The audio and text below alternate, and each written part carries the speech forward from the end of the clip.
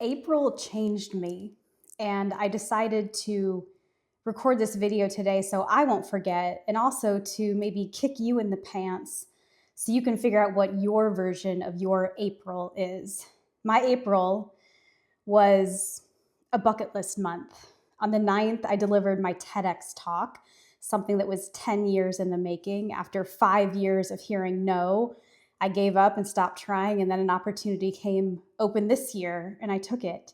A week later, I delivered my new keynote, Permission Granted, for the first time in person. I've done it virtually, but in person's a whole other ball game, a whole other level of prep, a whole other level of energy. And friends, they broke out in a dance party. I am not the type of keynote speaker that has people dance during my keynotes.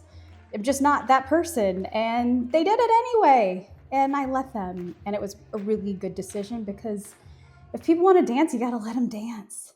And then a day later, I got on 1 airplane, 2 airplanes, 3 airplanes, made my way to Malaysia, where I delivered a talk at a resilience conference. I was the only female main stage keynoter, and I delivered probably the most honest and authentic talk I've given in a room that consisted of people who spoke different languages, had different religions, different cultural backgrounds, different belief systems, and it felt like I was at home.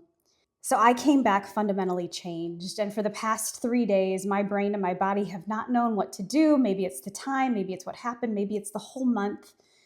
I let myself rest. And so today I finally came to. I did my hair and I put on some makeup and I had a couple podcast recordings. And I went for a walk with my dogs. It's the new thing I do every spring because winter is just, blech, don't do that.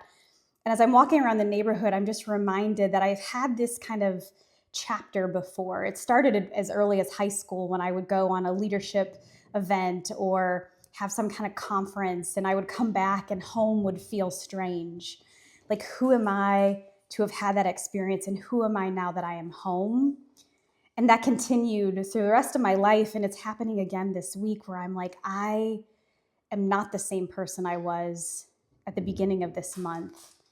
I don't know what that means. I don't know what to do with that quite yet, but I'm just being with it, allowing it, and recognizing that there's something on the other side of this month end and the next month and the next month. And once again, I'm going to flash it again. We got to just keep going, friends. I know it's becoming a habit, right? But it's coming in really handy. So April changed me. I had great moments. And I always have to leave these videos with a little inspiration for you. You might not have a bucket list like mine. Your bucket list might look completely different. But how can you at least acknowledge that you have a goal that you're excited to work toward so that maybe May will be your month, or June or July? Maybe it's going to happen in 2027. I don't know. But I wish for everybody listening to this to have that feeling of making a leap, making a jump, going a distance. So when you come back to your house, it feels different. You feel different. You are different. Because that's how life feels for me right now. Let's go chase the different. We have no idea what's on the other side.